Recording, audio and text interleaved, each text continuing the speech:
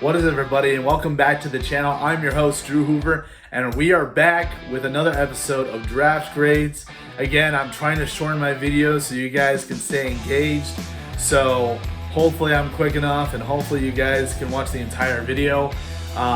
Please remember to subscribe, and also if you have any graphic design needs, go to Anthony Garcia. Check out his website in the description below, anthonygarciadesign.com. Now let's get right into the AFC East today, and let's start with the New England Patriots. The New England Patriots, I gave them a B.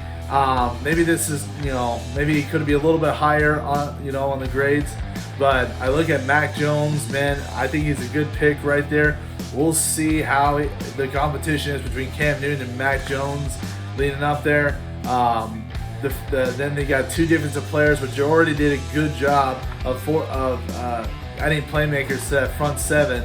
Adding guys like Matthew Judon and signing back Kyle Van Noy, and then you go in the draft pretty much the best defensive tackle in the draft, Christian Barmore, and then you get Ronnie Perkins from Oklahoma. You've heard me compare him to Frank Clark. I think he fits very good in that multi-defense defensive look. So I like the picks there. Trying to see if there's any notable picks by the New England Patriots.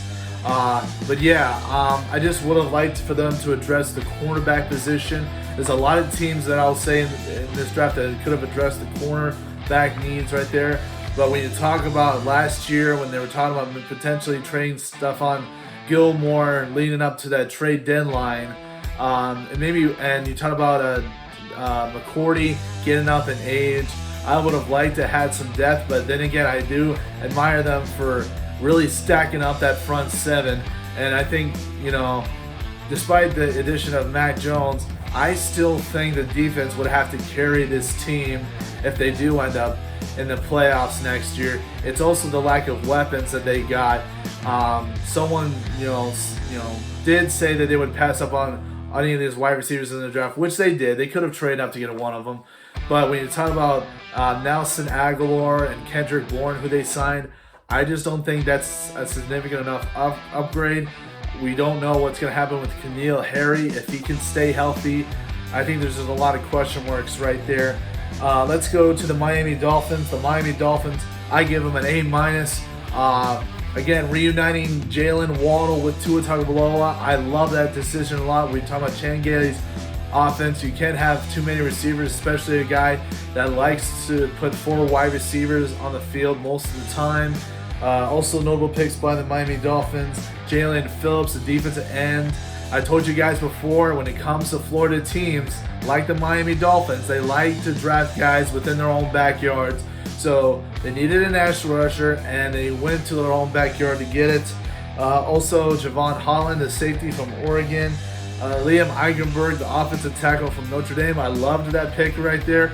I think he might be switched to the left guard right there. But I think, because he wasn't flashy enough for some scouts, he slid to the second round. But I think he can do anything that you wanted him to do, pass protect or run block right there.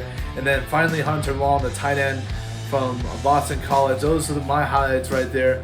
I think they're ready to compete for that AFC East title. I know the Buffalo Bills won the division last year, and like I said, when you talk about New England's aggressive off-season right here, you're wondering where Miami fits in all this. They almost made the playoffs last year. I'm not quite sure if they could still win the AFC East yet, but I still think they could at least go over the hump and get into the playoffs. And then finally, the New York Jets, and I also gave them an A- right here. And so, talk about Zach Wilson right here. Some people say he'll be a bust, but a lot of the reasons quarterbacks haven't succeeded is because the coaches and the front staff has failed to put a supporting cast around him. Well, guess what? They traded up to get a guard, so you pretty much, and Elijah Vera-Tucker, so you have that pretty much that left side taken care of. They drafted a huge wide receiver in Elijah Moore, a huge speed threat, obviously with Denzel Mims and Corey Davis, who'll be mostly used in the slot, which I feel like he'll be most dangerous in. And then you talk about the drafting in the 4th round of Michael Carter, the running back from North Carolina. I think he'll end up being the starter in week 1. Not saying Michael Perrin won't get his snaps there, but I feel like Michael Carter could end up being the one favorite to get all those catches right here. And, it may not have, I feel like he did. Robert Saleh was more aggressive in the free agency when it comes to the defensive side, getting guys like Sheldon Rankins and whatnot. But yeah, so I think that's a good addition to have, focusing on the offensive side, making sure that Zach Wilson isn't doing this alone. And so let's go to Buffalo finally right here. And I give them a B for their effort. To talk about the first 2 picks being edge rushers. First of all, let me talk about Gregory Rousseau right here, because it seems like when they drafted AJ Espinoza last year, both players underperformed in their workouts and their pro days, which caused them to drop. Obviously, Gregory Rousseau didn't drop as far as AJ Espinoza, but who knows what would have happened if the Bills had passed him up in the first round, how far we would have dropped. And then they get Boogie Bosum Jr., the defensive end from Wake Forest. So they doubled on edge rushers right here. And like I said, it was something they've really liked since Mario Williams. So I'm glad they addressed that there. They drafted a few offensive linemen. The pick that I liked that maybe a lot of people would overlook was the Marquez Stevenson pick, the wide receiver from Houston. And I would like them to have addressed the defensive back need, particularly at a corner. They got 2 good safeties right there with Micah Hyde and Jordan Poyer. They do have Tre'Davious White. I would have liked for them to upgrade that second cornerback position with someone, like I said, that knows how to run his zones. I would have loved to Greg Newsome have dropped right there. Obviously drafted by Cleveland, but at least they're able to get pressure, hopefully, to the quarterback. And other notable picks by the Buffalo Bills, if I can look quickly right here. Yeah, that's all I got right here. But as for the results of what's going to happen in the AFC East, man, again, this is hard, but I think it's because there's a lot of question marks right here. We don't know if Tua Tagovailoa is going to take that next step in his sophomore year.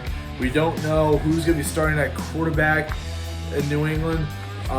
There's already some people that assume that Mac Jones will be starting, but you gotta think that Cam Newton probably will get the start initially. Talking about the Buffalo Bills, who obviously went all the way to the AFC Championship last year, but obviously they were, makes you wonder if they did enough in the offseason defensively to get over the hump. And then you look at the New York Jets, again, similar to the Cincinnati Bengals that I mentioned in the last one.